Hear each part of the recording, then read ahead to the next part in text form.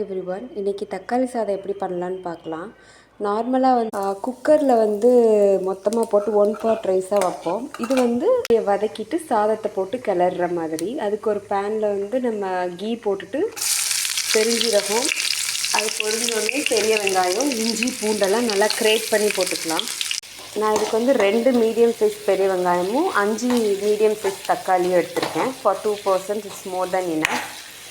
இப்போ இது குக் ஆகிறதுக்கு கொஞ்சம் சால்ட் போட்டுக்கலாம். ஆல்ரெடி ரைஸ்லேயே நான் சால்ட் போட்டிருக்கேன். ஸோ நம்ம கம்மியாகவே போட்டுக்கலாம். நல்லா டிரான்ஸ்பரன்சி அச்சீவ் ஆனதுக்கப்புறம் டொமேட்டோஸ் போட்டுக்கலாம். டொமேட்டோஸ் நல்லா மசிஞ்சிடணும். டொமேட்டோஸ் ஹாஃப் குக் ஆனதுக்கப்புறம் கொஞ்சமாக மஞ்சப்பொடி, கரம் மசாலா, மல்லித்தூள், மிளகாய்த்தூள் போட்டுக்கலாம். டேஸ்ட் ப்ரிஃபரன்ஸ் போடுங்க. அதுக்கப்புறம் நம்ம ரைஸ் போட்டு கிளறிட்டு ஃபைனலாக கொத்தமல்லி கருவேப்பிலை போட்டு கார்னிஷ் பண்ணிக்கலாம். Simple and quick recipe.